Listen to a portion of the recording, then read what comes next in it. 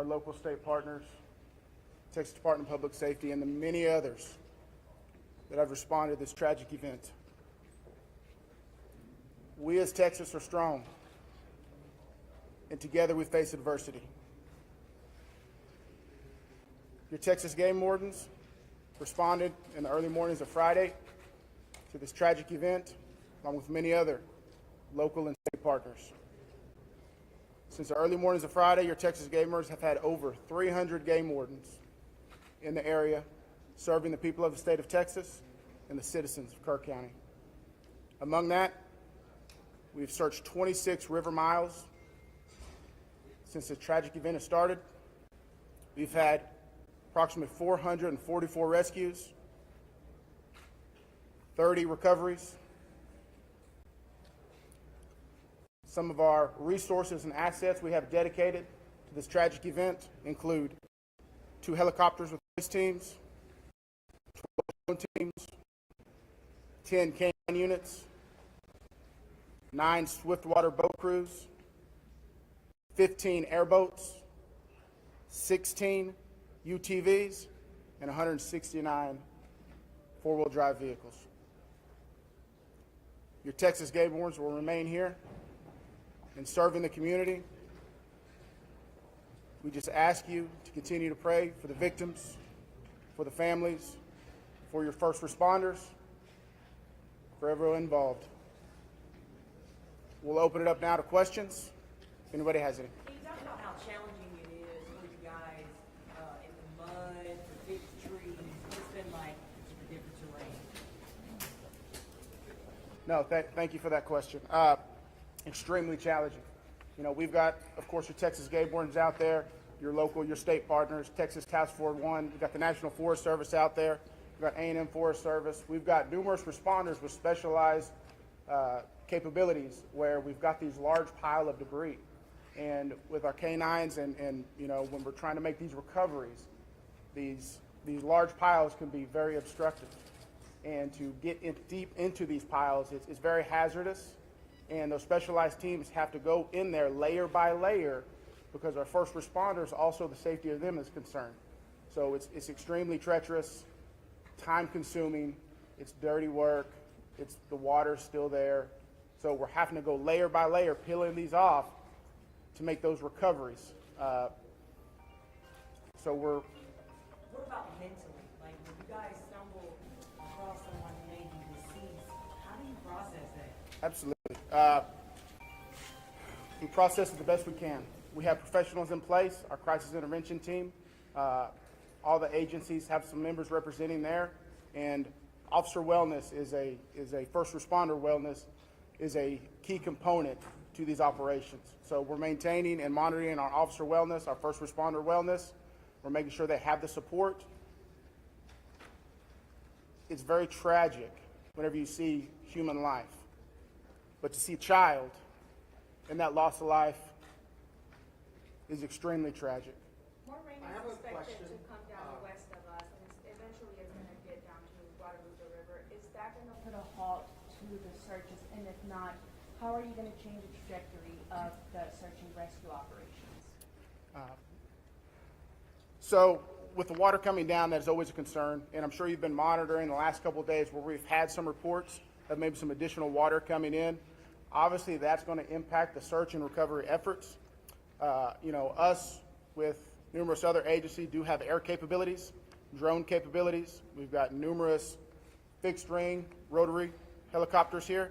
So it will alter our patrol patterns and alter our searches, but it won't deter them. Can you outline what specific discussions and actions were taken between the time the first flood emergency alert came in at 1:14 a.m. and then when the river first started flooding, like hours later? Like, what were the specific actions and discussions that happened in those hours? Can you repeat that again, please? Sure, absolutely. I would like to know if you could outline, please, what the specific actions and discussions were that local officials took between 1:14 a.m., that's when the first flood emergency alert came out, and hours later when the river first started flooding. What happened in those hours? What I can tell you, when I was first notified, it was around the 4 to 5 area. One of my sergeants was in dispatch when the first calls started coming in, the actual 911 calls come in. It was between 4 and 5 when I got notified. Okay, but prior to that, in that 3 to 4 area, my understanding is, and we're in the process of trying to put a timeline. You know, that's going to take a little bit of time. As I've told you several times, that is not my priority this time. There's 3 priorities. That's locating the people out there, identifying and notifying the next of kin. That is what I'm taking as my job as sheriff here to do. Okay. With all due respect, sir, I think that the community here is asking these questions. What happened? When did it happen? Was the emergency manager awake at the time? Did they push the button to issue an emergency alert? Sir, it's not that easy when you just push a button, okay? There's a lot more to that. And we've told you several times. So did it happen, sir?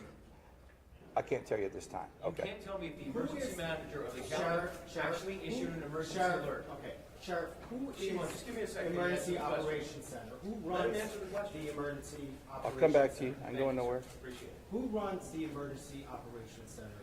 We have a communication center, a dispatch, okay? We have a communication center. That's where the calls actually go to the police department, then they're forwarded to Right, us. but leading up to this, in monitoring the weather, there is, in any large city, in any state, there's an Office of Emergency Management that is monitoring the weather, that is watching and listening and getting briefings. Who was getting those briefings in this city, in this county? Who was receiving that information? And who would have ultimately made the decision to evacuate, hearing what was coming in from the Weather Service and other? Okay, what we would have done, when we get notified, okay, I'm gonna tell you that. You're not emergency management though, right? The sheriff's not EOC. No, there is Who no, is I meant EOC? as the city, yeah. help me with that. So we understand you have many questions. Right. Hang on. No, I understand, but you're not gonna answer the question because that's up to the city manager and the mayor to answer those Correct. It's the county emergency. We manager. understand you That's have the many judge. Where is questions. the judge? The judge is not here. We understand that, but right now, this team up here is focused on bringing We people understand that home. too, but there are a number That's of our focus. questions that are All those leading up to questions this. will be answered, but the priority right now It seems like you're is ducking. bringing people home. We totally understand that, and we value the incredible work that is being done by those first responders. We're seeing them out there muddy and sweaty and grinding it out day after day. But your community is asking these questions. And we will get answers. Right Right now, all of our resources are focused You should be able to to answer recovery. who was in charge of the Emergency Operations Center at the time that was getting any briefings. Do we have another question? If any I do. briefings. I think I have to focus on what local people can be looking for. We're looking at some erosion in roads and safety and then traveling. What can we tell people who live here right now and what they can do in their daily life? Should they worry about traveling on roads? Do you know anything about that infrastructure? Sure, absolutely. Jonathan Lamb, Kerrville Police Department. So we know that there's substantial road damage. Some roads have been closed for safety. We've got crews out there in the county shoring them up and making sure that people can travel to and from.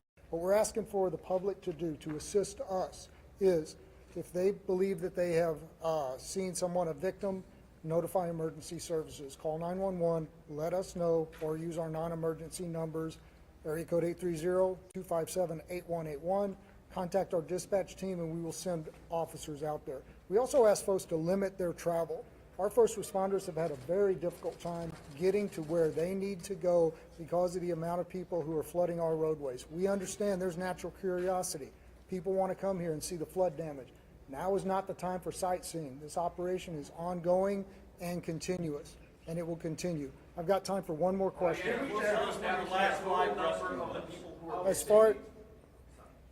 Last question. As far as I know, the last live rescue, unless there's new information, and I don't believe there is, was made on Friday.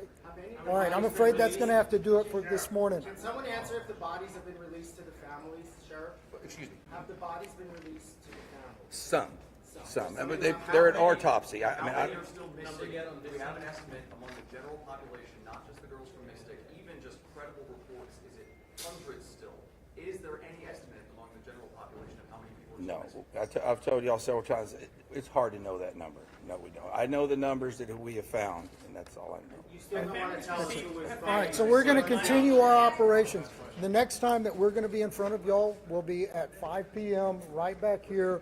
If there is a critical update, again, We'll provide that information to you through the contact list that you have provided to us. Thank you all. We appreciate it. Lieutenant?